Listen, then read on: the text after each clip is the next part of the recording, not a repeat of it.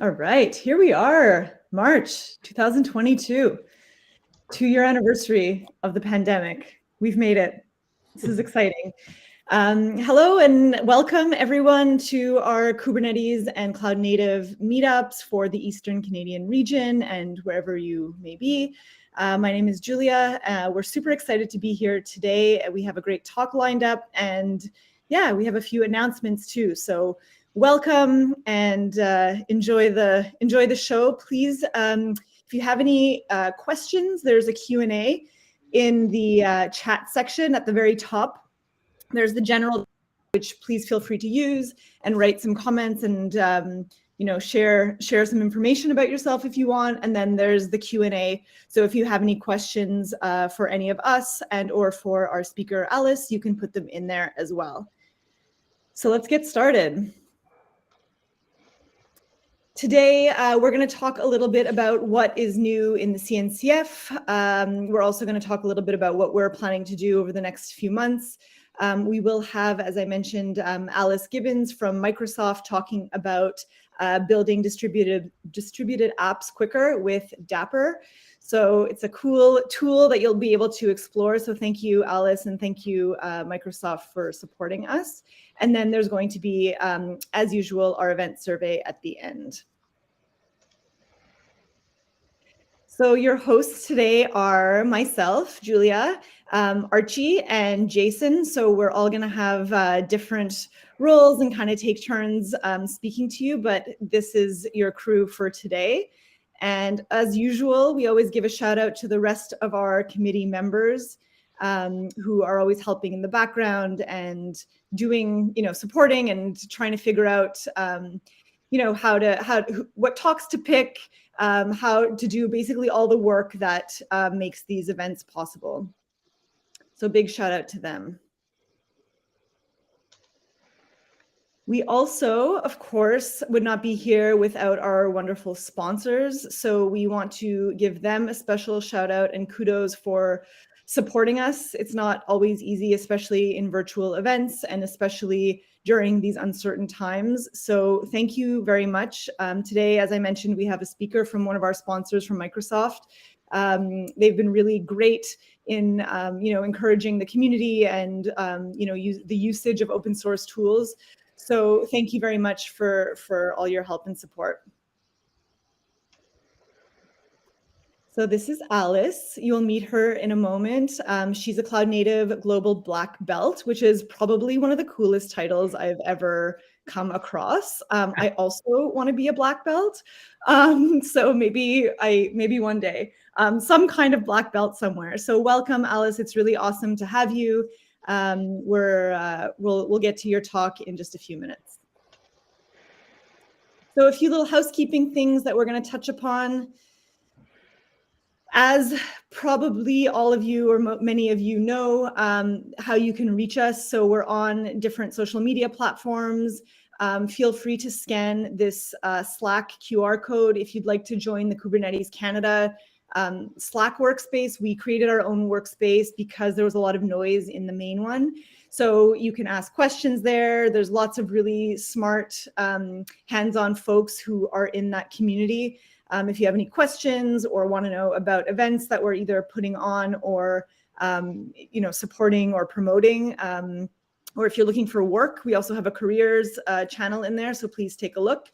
We're also on LinkedIn as well as on Twitter, and of course the recordings of all our meetups go up on our YouTube channel, which is called Kubernetes Canada Community.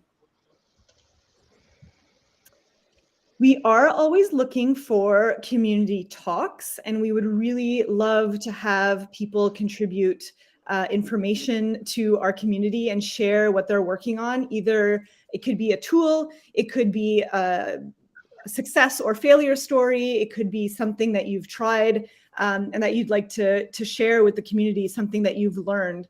So we are going to continue doing online meetups for probably next month, and then we'll kind of see how it goes.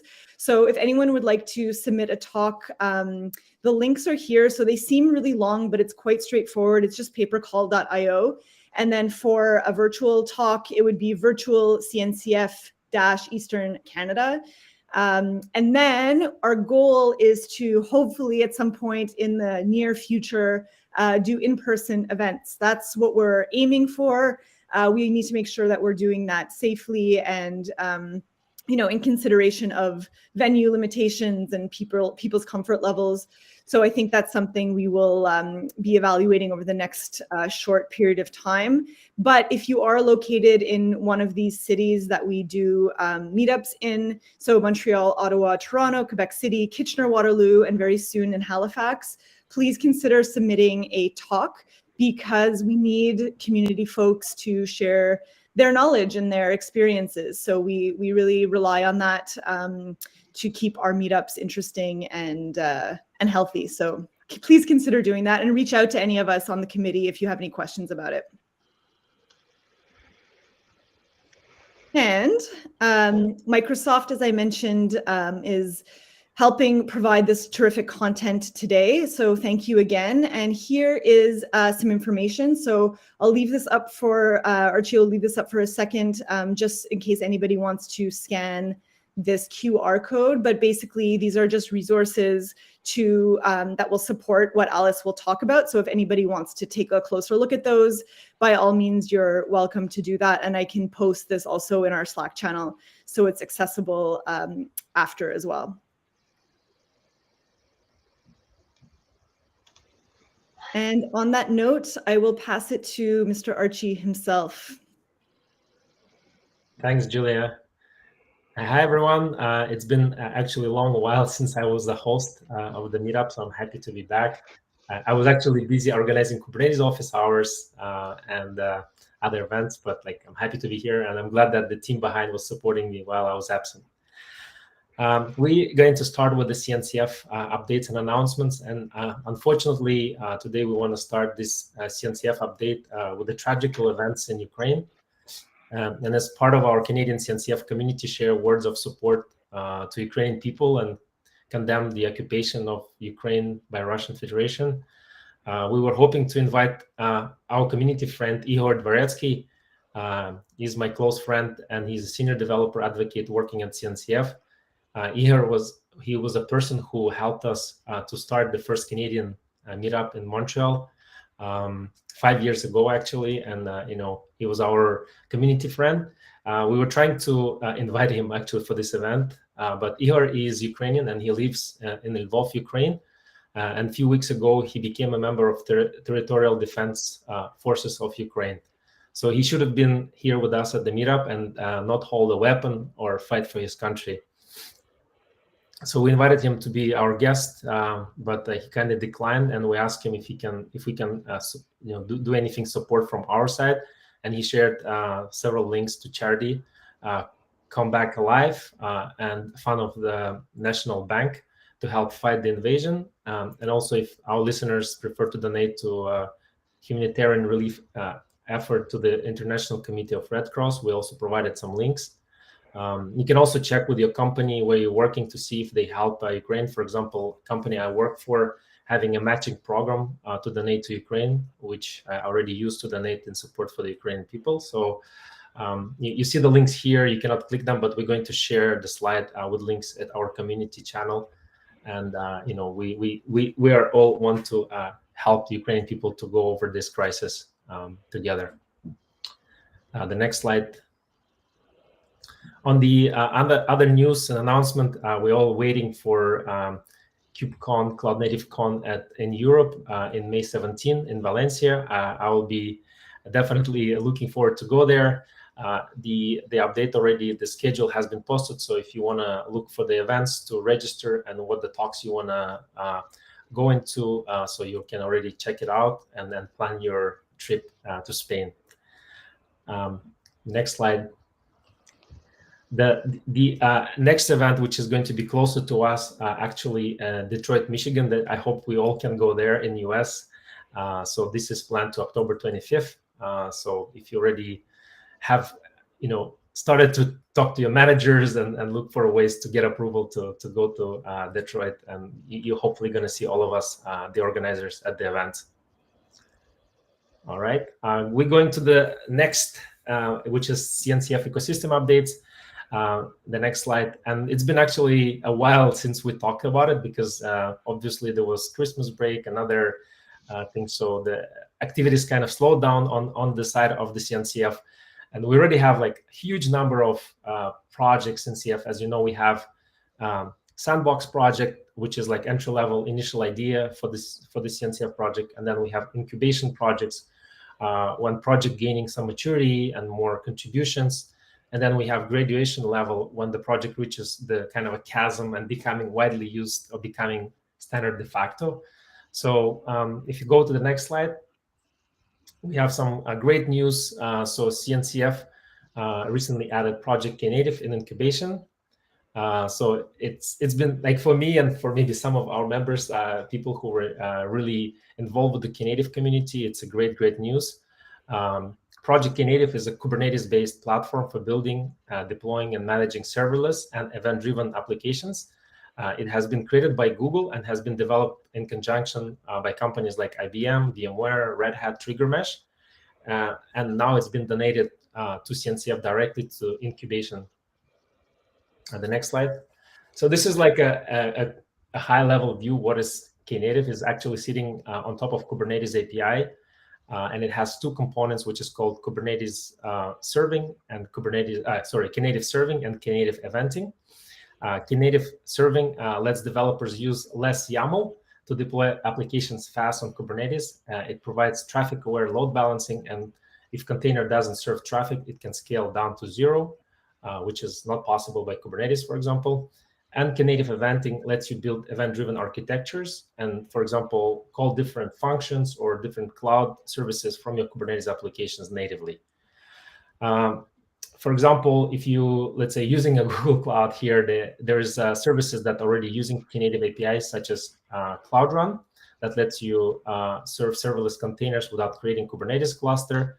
There are other serverless solutions on the market, for example, IBM or Red Hat Cloud Functions, and there's TriggerMesh. So there's like this ecosystem is growing, and we're hoping with addition Knative to CNCF, the popularity of Knative will continue to grow, and maybe it's going to completely merge with Kubernetes and just becoming a native API of Kubernetes one day. Knative recently been reached the 1.0 version prior joining CNCF, and today it's 1.3 release. And if you want to join the project as a contributor or help with anything on the project, you can join Knative meetups that are organized by Knative maintainers, or you can join Knative Con in Europe in May 17. So you'll have you can meet all the maintainers, all the users of the Knative project at this conference. Next slide. Another project that has been added to incubation seems like a very interesting project, and we really want to ask anyone from community who is using it to let us know and present on this. The project called Backstage. It's an open platform for building developer portals. So the idea, it kind of unifies organizations, tooling, services, applications, data, cloud services together in a consistent UI. And it allows developers to easily create, manage, and explore the software.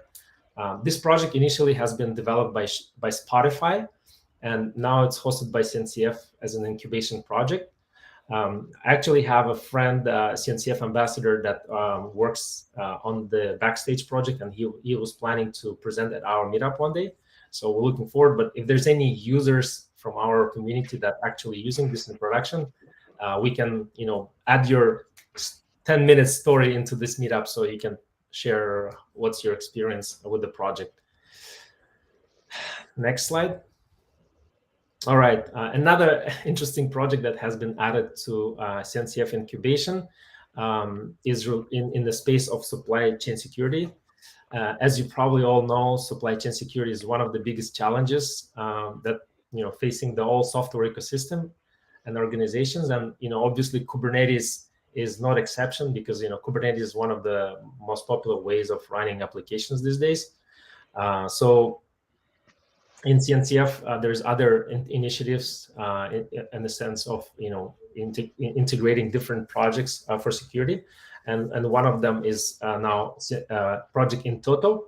Intoro is a framework to secure the integrity of the software of supply chain.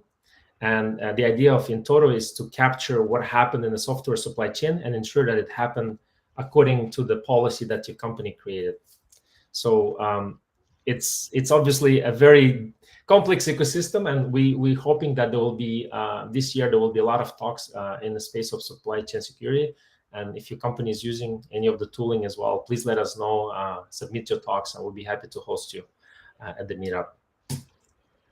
And finally, Project Chaos Mesh. This is a cloud-native chaos engineering platform that orchestrates chaos on Kubernetes environments. I haven't had a chance to look at it yet. We actually have another project in the ecosystem of CNCF called Litmus. So I think there's some overlap. So I would love to learn a little bit more about, Chaos Mesh and Litmus. We have a speaker, I think, coming for the Litmus presentation. But if you're familiar with Chaos or you want to present about Chaos Mesh, please let us know. We'll be happy to have you over. So that's pretty much wrap on the CNCF updates. And with that, I want to hand it over to Alice to present on a recent addition to CNCF incubator family, the new baby, Dapper. So Alice, welcome to our meetups. Very happy to meet you, and I'm going to pass the mic to you. Cool. Yeah, it's so great to be here. I feel like I have never presented at an all-Canadian meetup, so that's cool. I like that. Cool. Can you guys see my screen again, just to make sure I'm an expert on this platform that I've never used before? Looks good. Sweet. So I'm here to talk about Dapr, or the Distributed Application Runtime. As mentioned, it was recently, and I think recently was like November, accepted into the incubation for CNCF. So that was really exciting, especially since I know the team worked really hard on getting that accepted and finding all the customers that were using it in production, things like that. So I'll talk about today I'll talk a little bit about what Dapr is and some of the main benefits that I see from it. And then do a little demo. So yeah, and then I guess questions and stuff can just be posted in the chat, I think, right, Julia? And then I can get to them kind of at the end. Is that? Yeah, we'll do a Q&A session. Jason will help you with that. So either we'll read comments from the chat and or questions that are actually pasted in the Q&A. So you can have some time at the end for that. Okay, awesome.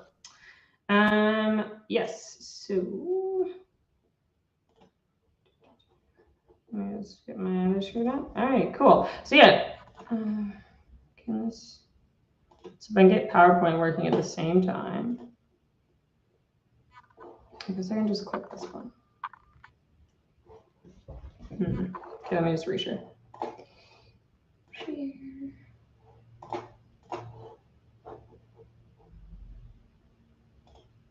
There you go. Okay, so nice to meet everyone. I'll be super quick on this. My name is Alice Gibbons. I am a Cloud Native Global Black Belt on the Digital and App Innovation Global Black Belt team.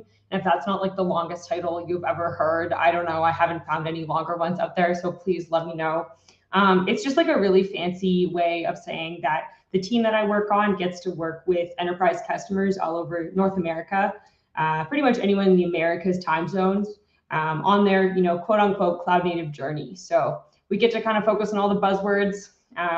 We typically work with organizations that are, architecting around Kubernetes scenarios, but also serverless and event-driven architectures on Azure. And I'm based in Canada, which I guess isn't exciting for everyone on this chat, but I'm living in Calgary right now, and that's my GitHub handle. So yeah, nice to meet everyone.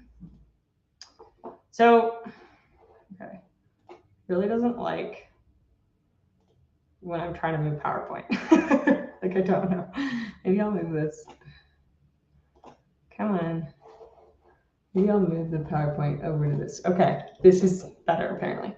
I'm going to start off talking a little bit about the state of enterprise developers.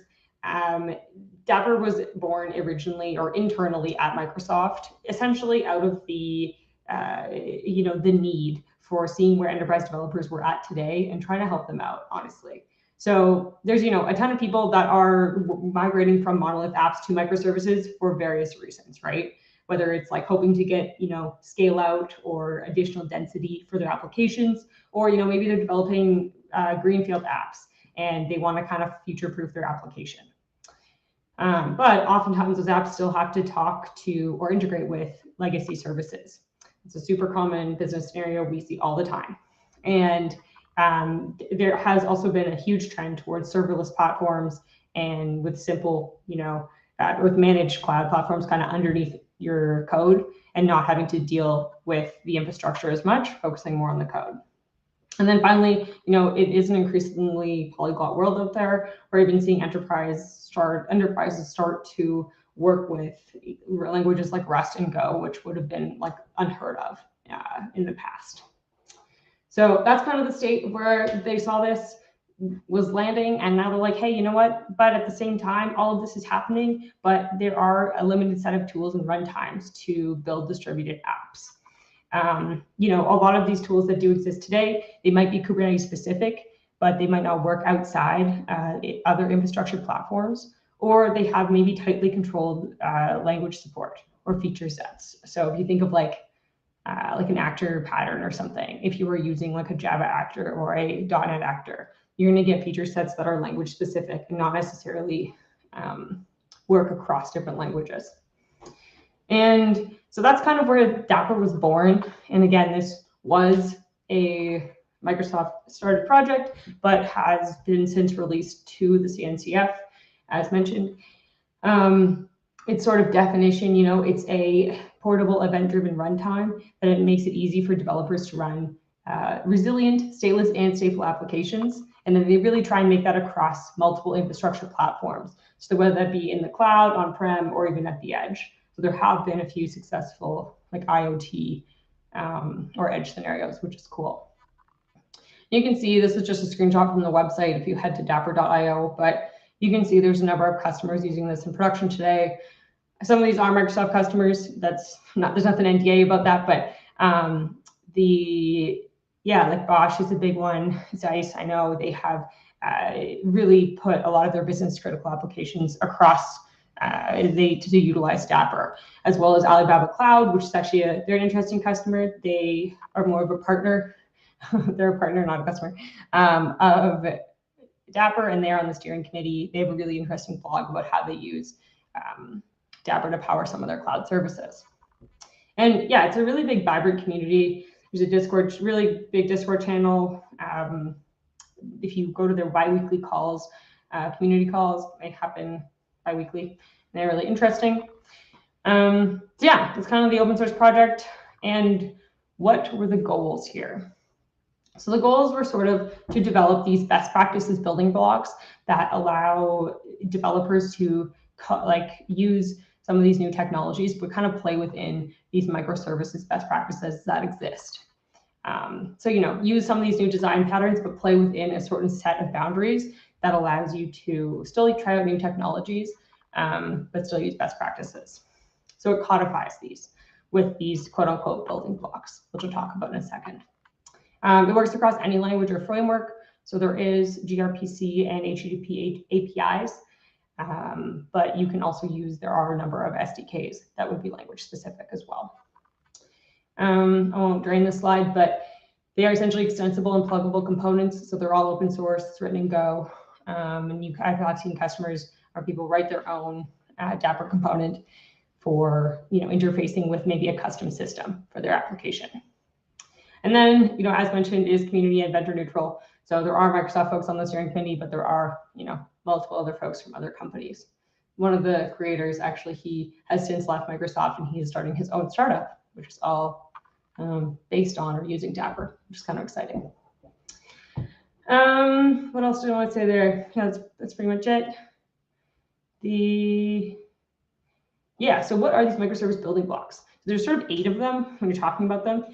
They're all standard APIs that, again, you can access through HTTP or gRPC. I believe gRPC is another CNCF project. They're all kind of listed here, but these are accessed directly from your application code. So they provide like an abstraction onto some of your infrastructure components. As mentioned, can be in any code or framework, and they run as a local sidecar library, which is a fairly common pattern in Kubernetes scenarios. Or you can use the SDK. So some of these building blocks, like actors, for instance, require you to use the Dapr SDK, but you can also just use like a regular HTTP client, for instance, to access these quote unquote building blocks if you have Dapr running. And, finally, again, this is an abstraction on top of the infrastructure. It works on any cloud, or you can run it as a in Kubernetes or a self-hosted binary on a virtual machine, for instance. And yeah, works great on Azure. And Azure is building a lot of Dapr into some of their services, but it is by all means not. It's actually great for multi-cloud scenarios, honestly. I think that's one of the biggest benefits of it. I'm going quick here just because I want to get to the demos, but there are 7 main building blocks that we like to talk about, and they are all opt-in. So, you can use just one of these. Of course, if you're using more of them, you're going to get a higher benefit of using Dapr, my opinion. But yeah, each of them are opt-in. You don't have to use the whole thing if you don't want to. I haven't seen that many applications that actually use all of them. But yeah, so what are they? So service-to-service invocation. So this provides service discovery and invocation via name for all of your quote-unquote Dapperized applications, including like built-in retries on remote services, whether they're hosted like wherever in your environment. So on local, when you're running that locally, it's using MDNS, and when you're running that in Kubernetes, it's using like kubedns, for instance, for DNS naming. State management. State management is like again, another API that would allow you to store key value pairs for long-running and highly available stateful services.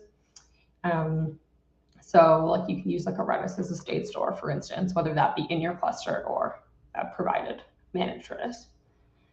And then publish and subscribe. So very popular pattern would be like a pub sub pattern in event-driven or distributed apps, and publishing events and just subscribing to topics between services. So there's an API for that. Input and output bindings. So trigger your code through events from essentially a large array of inputs. I think of this as like, you're thinking like your Azure Functions or your Lambda input and output bindings. So you either want to input and trigger a piece of code running on some event that happened, or you're outputting to some external system, like a database or a queue. Actor pattern. We see a lot of people using Dapr just to take advantage of Dapr actors, actually. Actors, so it's a virtual actor model, and it includes concurrency, state, as well as lifecycle management for actor activation and deactivation. This is one of the things you do need the SDK for. You can't just use the regular APIs, but the SDK typically offers better performance anyway. And then observability. So this is cool because you can actually just get observability kind of built in across the platform if you're using Dapr. So most Dapr events are wrapped in cloud events, and they include the tracing headers across the applications that you're running. So you can see a lot of this observability across your Dapperized applications just from using Dapr within your apps. You're not having to add anything additional there. I'll show that in a bit. And then last but not least is secrets. So securely access your secrets from your app. Obviously, it's best practice not to keep your secrets directly within your code. So this allows you to use Dapr to abstract whatever secret store you're using. So for instance, if you're running locally, you might just have it in like a local file. But if you move into a cloud scenario, you might use something like a key vault or a HashiCorp vault or something like that. So those are the main drivers or the main building blocks of Dapr. Some of them are definitely more popular than others, and I will definitely demo them, a few of them in a bit. So just wanted to go through some examples of what the components are. So these are all, so when I say Dapr component, it's like a bit of a buzzword, or it's a bit of a like jargony, but they are swappable YAML files with essentially the resource or the infrastructure connection details included in them. There's a ton of components, over 90, I think, available. I think that number's old. I mean, it's actually more than that. But, for instance, you can see there's a ton of open source components here, as well as different cloud providers. This is why I was saying I think Dapr is a huge benefit in cross-cloud scenarios. Lots of enterprises we see are like, we want to be cross-cloud. I'm like, okay, that's great, but it's a lot of work. So being able to swap out the infrastructure components in the different scenarios you run while keeping your code the same is a huge, huge, huge benefit of Dapr. So yeah, for instance, these are the building blocks I was talking about before, and these are some of their associated components. And yeah, I highly recommend going to Dapr components contrib to check some of these out. They're all open source, and you can check the implementation as well as contribute yourself if you're interested.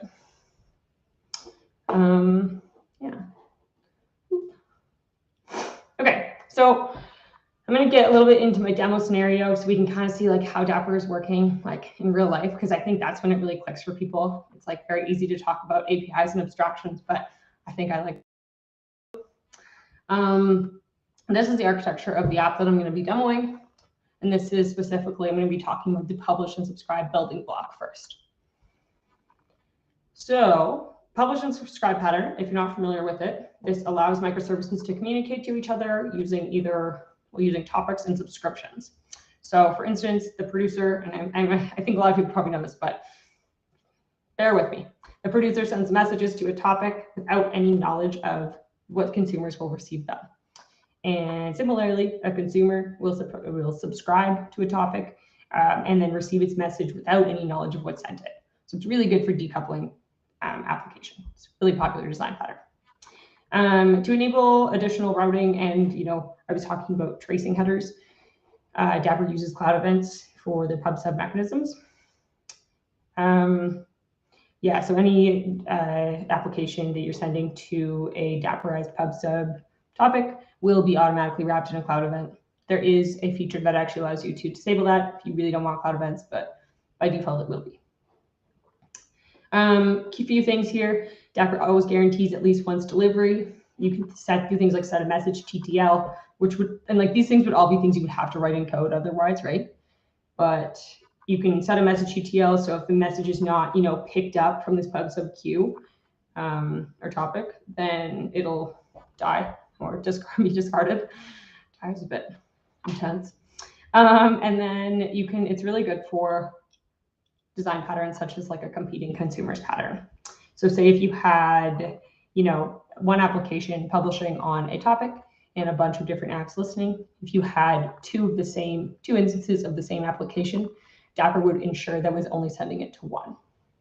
Similarly, if you didn't want that, if you didn't want a competing consumers pattern, and you wanted like at least once delivery to every instance, that's also a really easy paradigm to implement. And then the specific implementation kind of showed down here, there's a ton of options, whether you want to use a Redis queue, Kafka, NATS. From an Azure perspective, like there's an event hub or service bus. There's lots of different implementations of publish and subscribe. Google PubSub, yeah, that's the one. Okay, so running locally, what does this look like though? So on the left-hand side here, this is like a very typical order system. I'm placing an order, maybe I'm ordering coffee, and it gets put on this order queue. I have 3 different subscribers on this. One is for the Makeline service.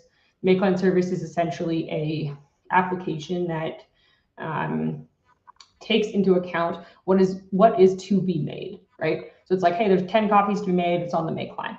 That's the idea there.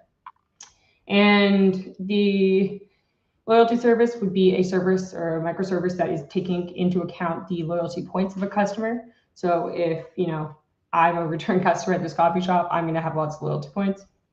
And then finally, the receipt service, that's like you can think of it like an auditing or like an auditing service for storing old receipts of all the orders that have ever been processed at the store, for instance.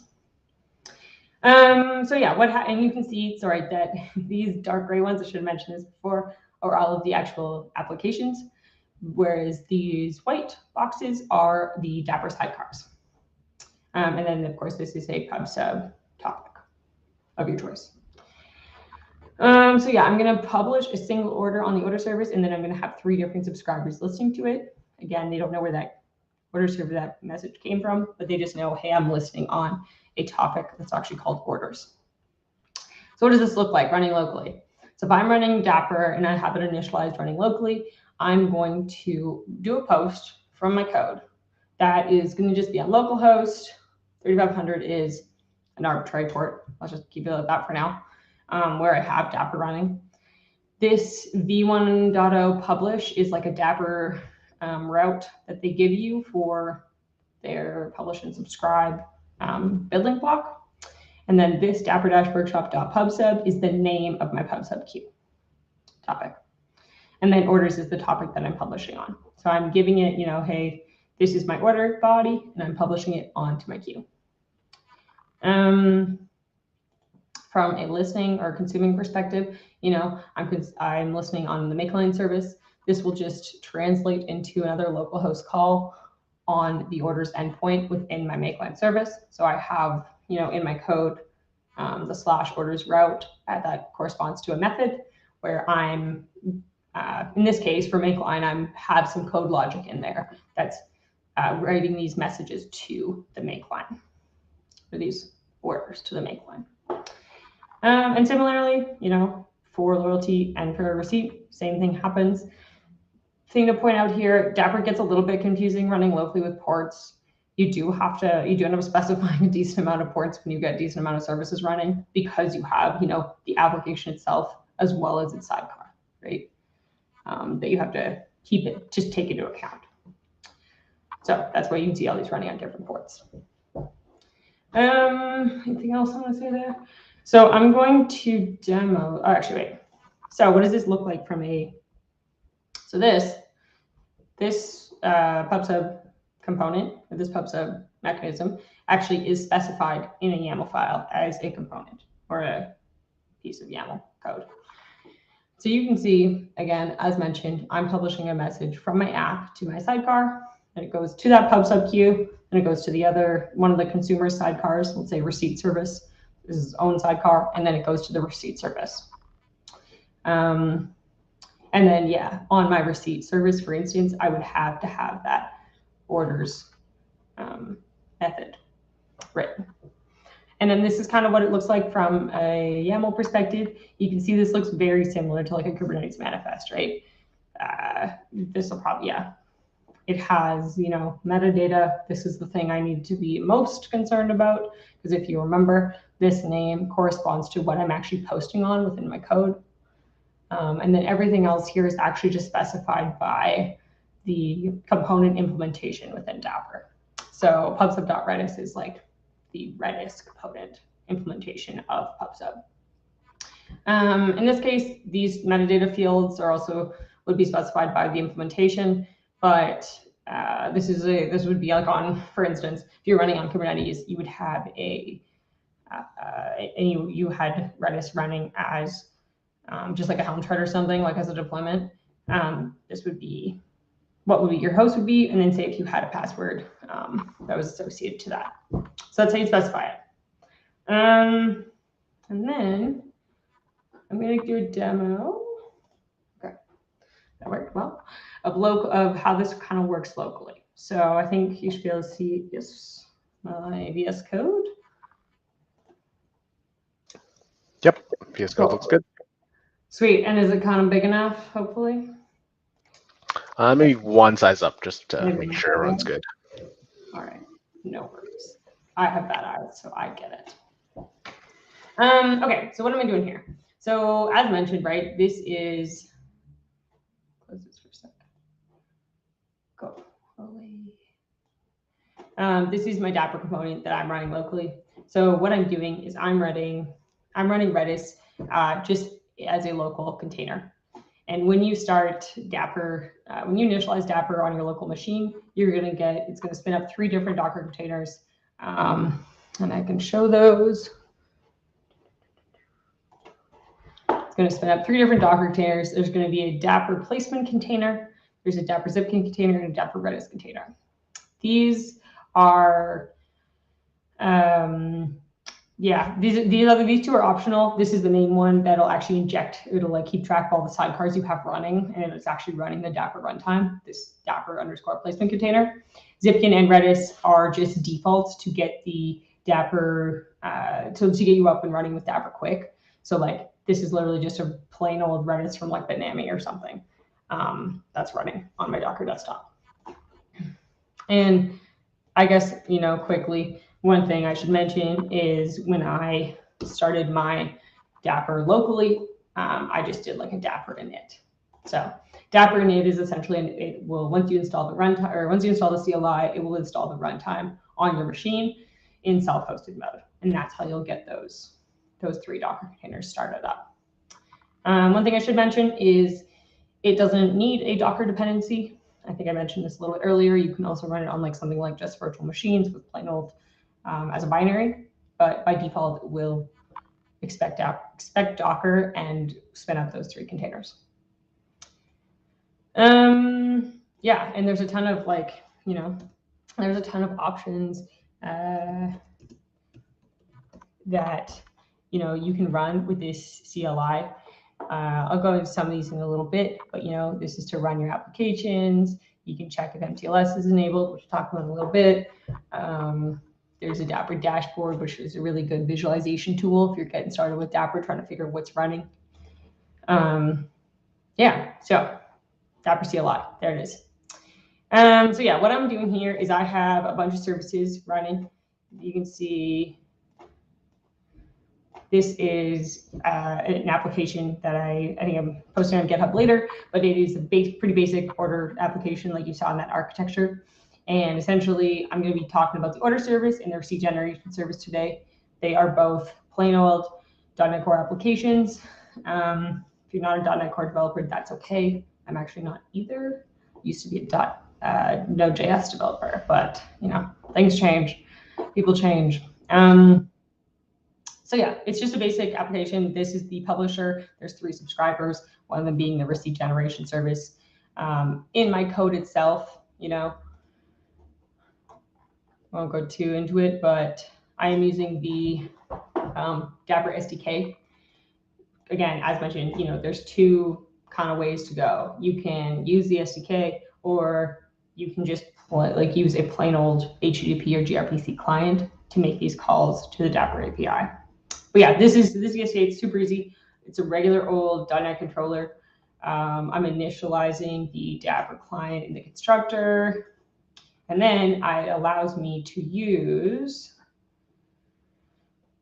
the Dapper client just as if I'm publishing a message with only the pub sub name and the order topic. And then the order summary is just my object that I'm sending in the body. But yeah, it's super easy. This is all I'm doing to publish an event on my pub sub queue. Yeah, and all I really need to know is that, again, name and then the topic name. So the Dapper kind of does the rest for you. So that's what's happening in my code on my order controller. Again, if I go back to, this is my Dapper component file, you can see that name is corresponding to this metadata.name. That's super critical. You can see there's the idea of namespaces, which again, Kubernetes kind of concept. Dapper also uses them locally. So you could sort of, it's the same idea as Kubernetes namespaces, but you could have all of your components that are running in the same namespace. They can only view, your applications can only view those components. It's just like components scoping. Similarly, yeah, this is my type, pub sub Redis, and then my host is just that Docker container that I have running locally.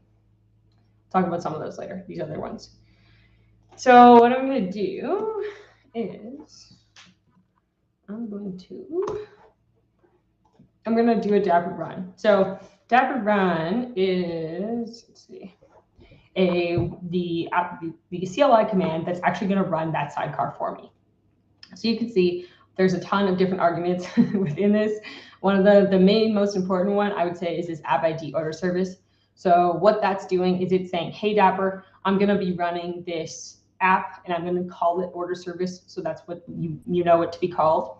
And then I'm giving it this components path. So this components path is the directory containing my components files. So it's really long right now, but it's what you get with running WSL, I guess. And then I have these 3 other arguments in here. So app port, as you can imagine, that's literally what my application is running on. Nothing to do with Dapper, but just my plain old regular app is running. And then these other 2 are what I would like the Dapper APIs to be exposed on, which ports. So gRPC 5101 and HTTP 5180. yeah, so that's the main thing. I guess the only thing to notice is like what Dapper is going to do here is it's going to say, okay, I'm going to take whatever is running on 5100, whatever application, and I'm going to name it order service. That's like what it's going to do. And I'm going to expose these APIs on the building block APIs on 5101 and 5180. So that's what's going to happen. I run this. Okay, it doesn't look as pretty when I have now. Anyway, so you can see this is what it did. It's saying, hey, no application command found. You can run your app alongside like Dapper run. So like you can run it as well as your app. I prefer running it in local development differently, just because it allows me to start and stop my app and then keep the Dapper sidecar up, right? Running 1.6, blah, blah. Some stuff in here. You can see the most important part I always look for is this components. So I'm loading a component, reddog.pubsub. That's what I was just looking at. That's my Redis pubsub queue. And then I'm also loading this secret store, which I can show you. It's just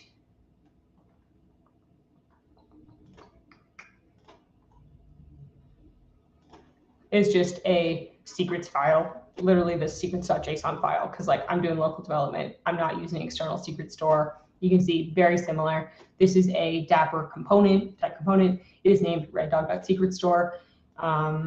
And yeah, it's literally a file. It's this one right here. So those are the two components as it's loading. And then come down here. The other important thing to note here is you can see it is blocked. It's waiting on port 5100. So all I've done so far is run the Dapper sidecar. I haven't actually ran the application at all, right? If I'm going to go in and run my app, but this will literally just block waiting for something to run on 5100. That's just like the important thing to note there. I'm going to run order service just through the debugger. This is just easier. It's essentially doing like a .NET run, but it just gives me some more data. If you're not VS Code people, it's just like, I literally just like imagine I did .NET run kind of thing. And then you're going to see a few things happen on startup of the order service starting up. This is just debugger stuff. Lots of Omni-Sharp debugger stuff. Yeah, so this is kind of where it gets interesting. So essentially on startup, Dapper will get injected as soon as, or that sidecar will be watching. And then as soon as this app starts up on 5100, it's going to say, hey, okay, app started up on 5100. And it's going to reach out and it's going to do a few things when that sidecar. It's going to hit a /Dapper/config endpoint. So you can send back desired configuration if you want at runtime. And it's going to also try and see if this application, aka the order service, is subscribing to any topics. So again, that's all dynamic at runtime. So if I head back to, so I just switched to my terminal. This is where my Dapper sidecar is running. You can see this is where I was before. It was waiting on port 5100. Now it is discovered. So head over to there. Also, I just looked at the time. I realized I have 8 minutes left. So go a little bit quicker. Okay, so that's running. That's cool. I'm going to do the same thing where I'm going to get a new terminal. No, I don't want bash, actually. Just kidding. I haven't set SH. Thank you. I'm going to run receipt generation service. So very similar, except I'm going to run on different ports, right? I don't want to confuse my ports. Again, this is my one click with Dapper. You got to always figure out what ports you're running things on. Very similar thing. Again, it's going to wait on port 5300 for me to actually start my receipt service. So then I'm going to head over here, start receipt service, and we're going to do test. So yeah, very similar to order service. If I go to my receipt service logs, you'll see, hey, my app started on 5300. Similar things here, except since this is a subscriber, since receipt service is a subscriber to order service, if I head over to my Dapper sidecar, you can see that the app, it'll give you a log line that says, hey, this app is subscribed to the following topics. So subscribe to your orders. So that's awesome.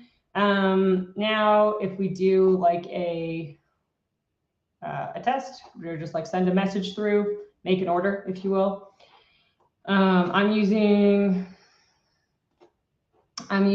this REST VS Code extension, and so that if you have, I'm just literally sending a REST request through here. You can see the important part here is like I'm literally just running this on localhost, right? This is all just running locally. My order service API or my order service app is just running on 5100. I'm actually not. I'm just hitting the app here, and then it'll go through the order services sidecar, and then it'll go through the pub sub queue, then it'll go through the receipt services sidecar, and then back to the receipt service. So that's how that's all working. If I send a request, I'm going to get a 200K, which is cool. So I'm just placing this order from John Hannibal Smith. He's going to get a couple coffees. And then if I go to my debug console, you will see, I'll look at order service first. It's saying, hey, you know, I received this customer order from John Smith. I'm going to publish it here. And then it is going to show up in my receipt service and be written to storage. So yeah, that's kind of a quick, like, how to use Dapper within code. Okay, just trying to remember what's over here. And I guess the other thing to note is another good example of a Dapper component here is if I go into my components. Also, sorry, I run this on Kubernetes as well, so that's why there's like a million nested folders. You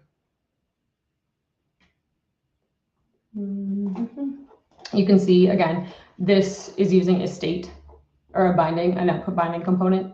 And this one is literally just being written to /temp/receipts. So if I do like a,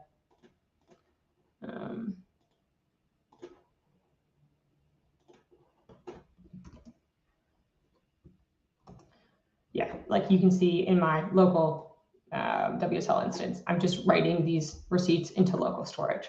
So yeah, again, this is really great because I'm all running this stuff locally. So if I do like I can also do like a Dapper list here and see, hey, I have order service running and receipt generation service running, as well as the applications. This is their ports they're all running on. There's a ton of other Dapper CLI features that you can kind of run here, but that's sort of the gist of that. So I realize there's only 4 minutes left. I want to leave a few time for questions. I can also switch back to my slides too if no one has any questions.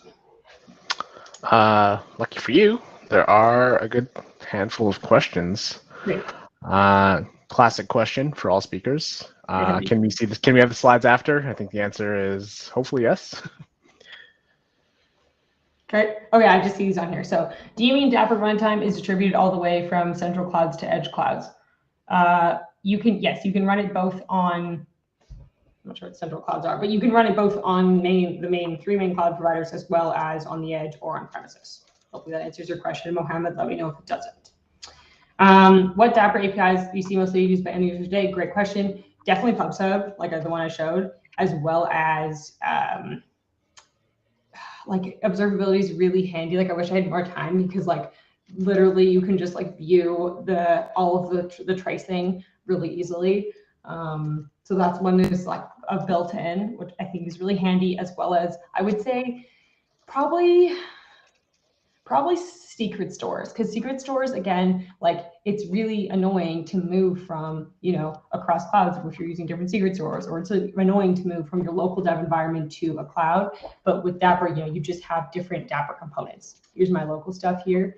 And then if I'm switching, you know, to Kubernetes, let's say I want to use the Kubernetes secret store, that's fine, not recommended, but that's fine, you know, or, you know, I'm using this Key Vault in Azure in particular.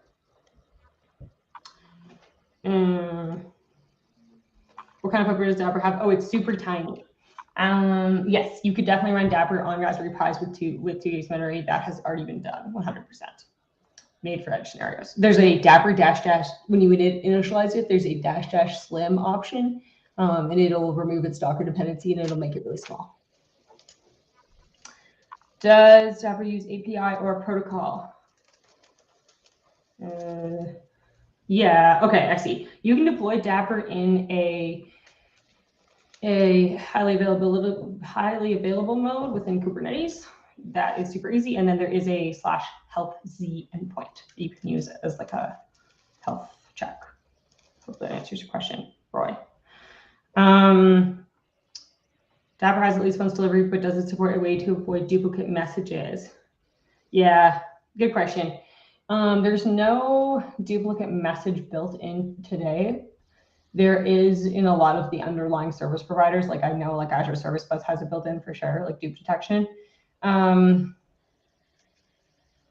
Yeah, no, it's not built in today, but I believe that's a great feature request.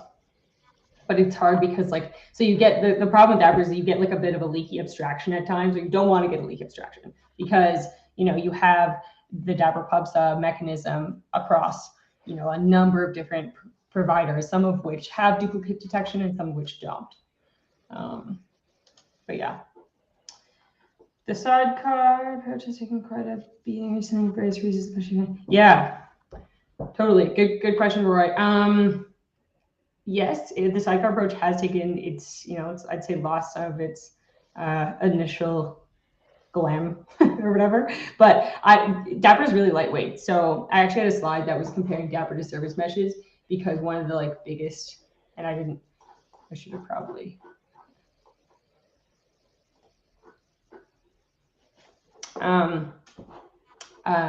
Yeah, because there's a lot of overlapping features. Like when you're running in Kubernetes, you can run Dapr with MTLS, you can run Dapr, and it has distributed tracing within it. You know, it has built-in resiliency with retries. Those are all things that service meshes provide, right? It's not providing with traffic routing or traffic splitting, which, you know, would provide there. It is much lighter weight though than a lot of service meshes. So I don't think it has ever been, another approach has never been considered, no, because it is so lightweight. I'll answer that question. And they have benchmarks. So you can go, if you just Google like their benchmarks, they tell you what they're running at like a 95 percentile, and it's tiny compared to like an ECU. These are the features, sorry. Just use what's going on with the pub/sub. Yeah, so if you look at the Zipkin, I can do a port forward really quickly, but if you look at the Zipkin container that's installed by default, essentially it will show you all of the Dapperized applications that are talking to each other, and then you can like dig in and like look at the requests that are being sent. It won't show you what's going on with the pub/sub because it'll show you, hey, this has been sent to pub/sub and this has been received, but it won't show you like, you'd have to go into the Redis container, for instance, to view your Redis list in this case, to actually see what's inside the pub/sub. Does it show perf info? Yeah, it does show a bit of perf info. It shows like how long requests are taking. It's just Zipkin. If you like look, like Zipkin's also an open source project. That's all it's doing. It's just using the tracing headers from Zipkin. Does Azure have a managed version of Dapr? Yes, it actually does. So AKS, or Azure Community Service, has a managed add-on that is in public preview right now. So I think it's maybe not fully recommended for production, but it should be general availability pretty quick here. And that is where, you know, the managed Kubernetes idea is like the control plane's all managed, and then there's these managed add-ons that AKS has. So essentially any additional daemon sets or operators will be those pods will be managed by Microsoft. So in this specific case, you can just click a button and then the Dapper system, which again, I didn't fully get a chance to show, but the Dapper system, so it runs on Kubernetes, will be deployed in its own namespace, and then that'll all be managed by Microsoft, upgraded by Microsoft, etc. But otherwise, it needs to be installed manually if you're not using AKS. Yeah, okay, good question on the pub/sub headers. You know, yes, you can. There's a few pub/sub headers you can control. The deduping yourself, not again, the deduping I don't think you can do. That would have to be something you're doing on the underlying provider, but there are a few headers. Check I'll post a link, but check that the API for pub/sub, because it tells you some options for each one. Yeah. When would you not want to use Dapper? Okay, so like personally, I think it's really handy, but like since all of these building blocks are opt-in, like if you're using like one or two, you might not be getting the full like benefit, right? Like for instance, if you're not Dapperizing every single application, the built-in observability is only going to work for the applications that you're using Dapper on. So like that's not that you're only getting that benefit provided if you're using Dapper on multiple applications. Also, if you are using a service mesh already in Kubernetes and you don't really need, and you already have MTLS and you already have like metrics and retries built in, maybe you don't need Dapper. But I think like if you have a multi-cloud scenario, if you're going from like an on-prem to a cloud and you want to run the same application, really Dapper's a really great option. Or like if you're kind of doing green grass development and you kind of want to start from, hey, here my developers have this kind of local environment to use, and then I'm, as the infrastructure person, providing them these Dapper components that those are the only things they can use. Like from a separation of concerns perspective, it's also really handy. Yeah. Yes, Dapper can be integrated with service meshes. There's a bunch of community calls on this. So like there was one they did with ECL. They're also really good buddies with the folks at Linkerd. They actually worked with Linkerd on some of what they're doing with like cloud events and stuff. What's the best architecture when using Dapper with service mesh? Can you expand on that? Maybe like the best architecture I would say would be like, hey, I'm using my service mesh for traffic splitting and maybe routing, and probably MTLS at that point, because then you don't have to use Dapper on every single application maybe, but then you're using Dapper for, some of these building blocks within your code. You're probably using tracing with your service mesh, probably, because again, and you might have apps or old applications where your Dapper is not being used. So I would say, yeah, it's like you're splitting hairs a little bit, but yeah, it should work totally fine with most of the main service meshes.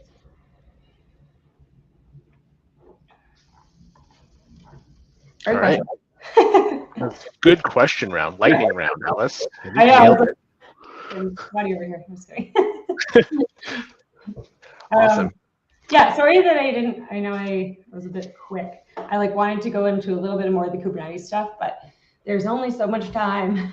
Only so much time, so much to say. If people have more questions for you, Alice, what's the best way for them to get in touch with you? Oh yeah, for sure. I'll post my email just in the chat.